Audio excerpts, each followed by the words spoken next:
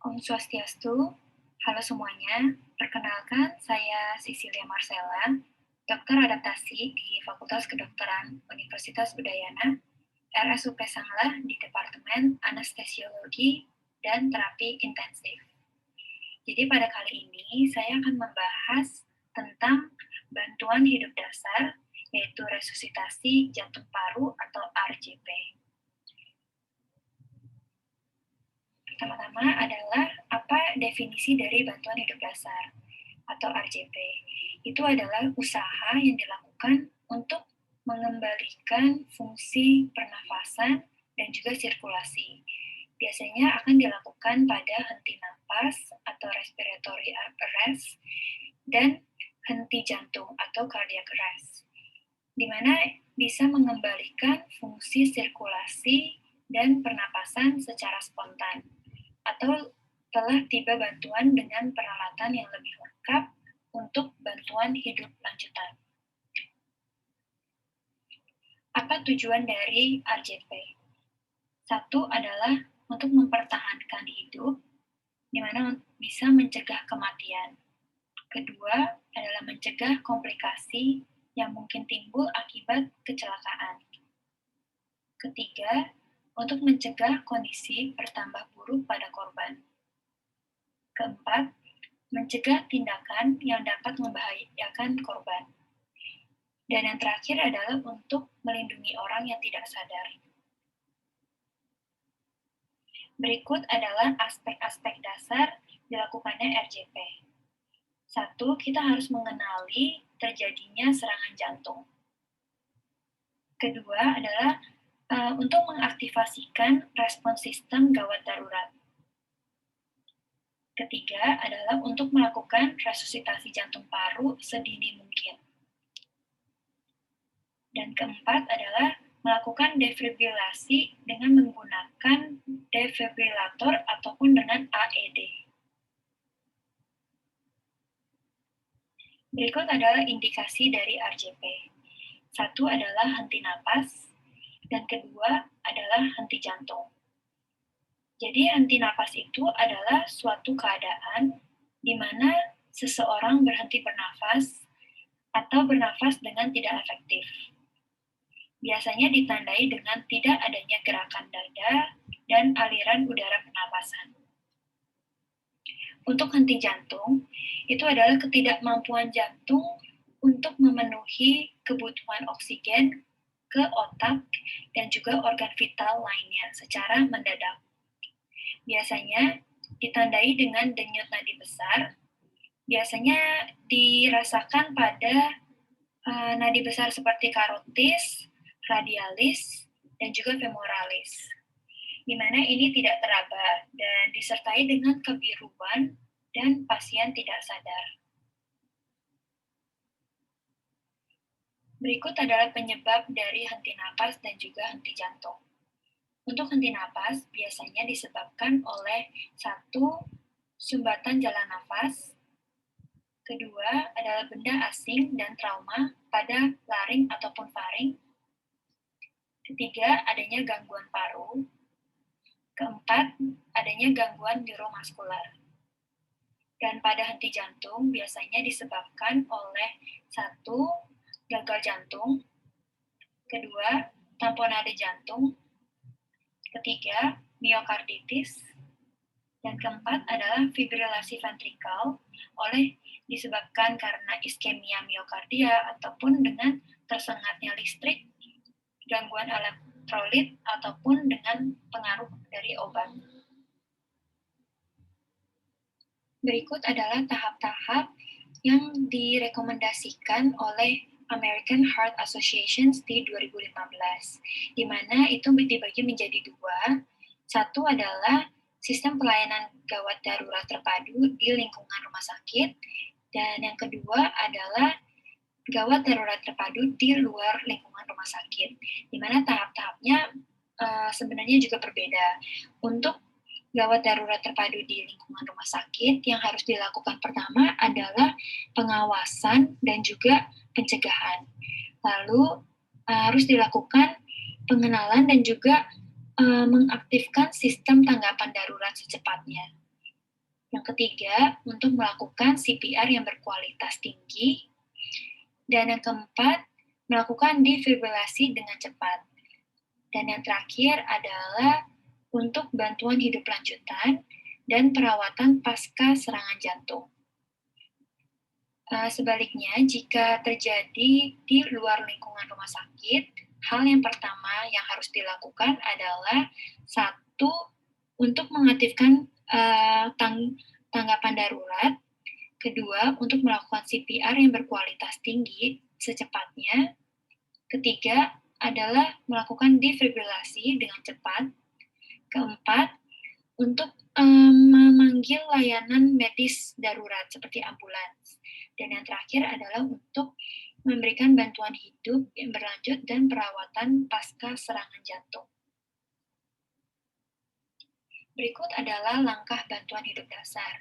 Bisa disingkat dengan Dr. SCAP, di mana D itu untuk representasi danger, R untuk response, S untuk shout for help, C for circulation, A for airway, and B for breathing. Satu adalah danger. Danger adalah untuk memperhatikan segala sesuatu yang berpotensi untuk menimbulkan bahaya selama melakukan resusitasi. Dengan cara, satu, kita harus mengamankan diri sendiri. Kedua, baru mengamankan pasien. Dan ketiga adalah untuk mengamankan lingkungan sekitar. Yang kedua adalah untuk mengecek respons. Begini adalah alurnya. Satu, memastikan lingkungan aman sebelum kita melakukan tindakan. Yang kedua adalah untuk mengecek respon pasien dengan AFPU. Apa itu AFPU? A untuk alert. Alert itu melihat apakah pasien sadar, walaupun mungkin sedikit bingung. V itu untuk verbal, melihat respon pasien terhadap suara. P untuk pain, di mana pasien merespon dengan rangsangan nyeri. Dan U untuk unresponse, jika pasien tidak merespon dengan suara dan juga rangsang nyeri. Step ketiga adalah untuk shout for help, untuk meminta bantuan. Bila korban tidak memberi respon, kita harus tetap bersama korban, jangan meninggalkan korban, dan mintalah pada orang sekitar untuk memanggil bantuan, seperti tenaga medis, ataupun ambulans, atau jika ada, untuk meminta mengambilkan alat AED.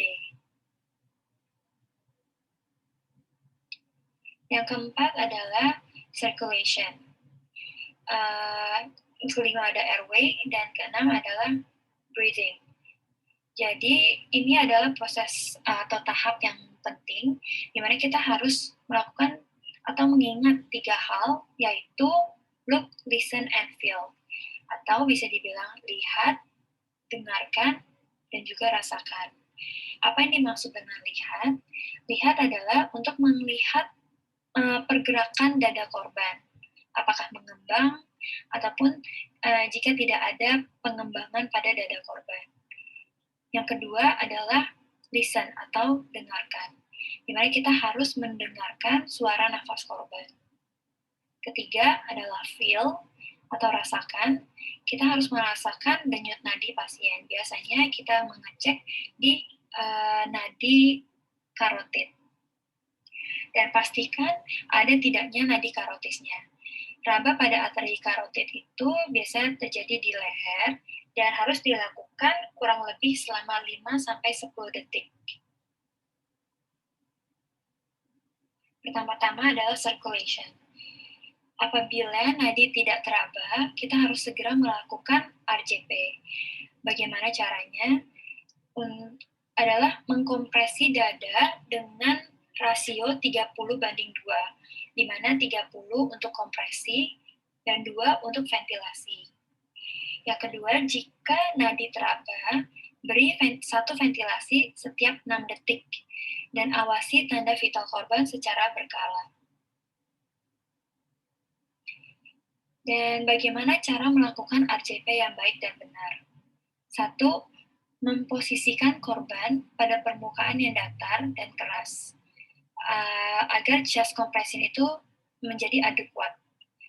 Yang kedua, untuk memposisikan diri berlutut di samping tubuh korban atau berdiri di samping ranjang pasien. Ketiga, letakkan tangan di tengah dada pada daerah separuh bawah tulang dada. Yang keempat, lengan pastikan harus lurus dengan 90 derajat terhadap dada korban. Yang kelima, lakukan kompresi dada dengan frekuensi antara 100 sampai 120 kali per menit dengan kedalaman 5 sampai 6 cm.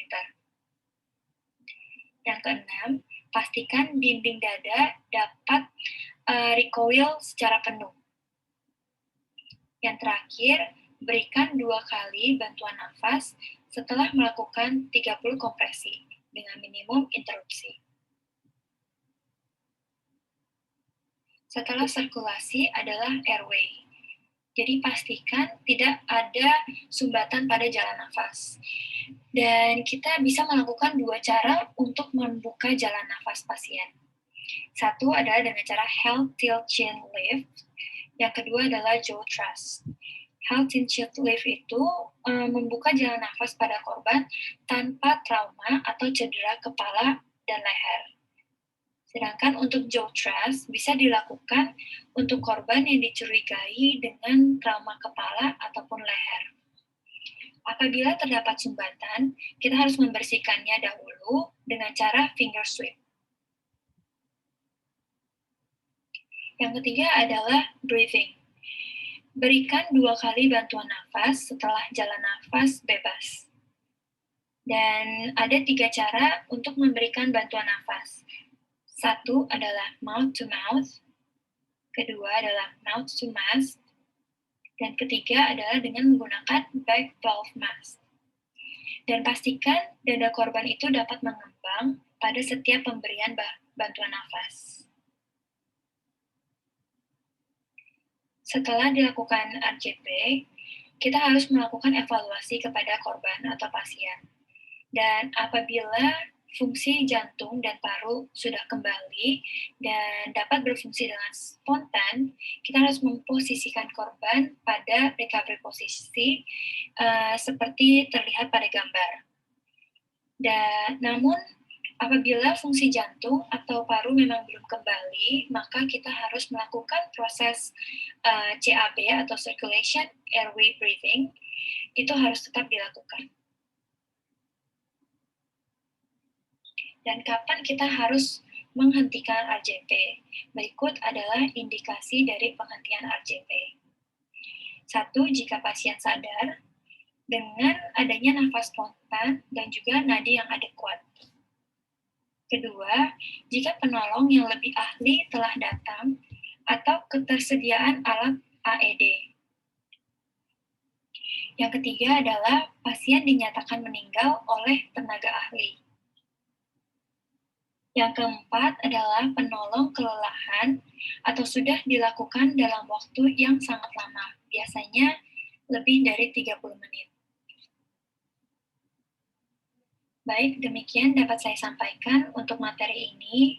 Semoga bermanfaat dan mohon maaf jika ada kesalahan ataupun penjelasan yang kurang jelas. Terima kasih.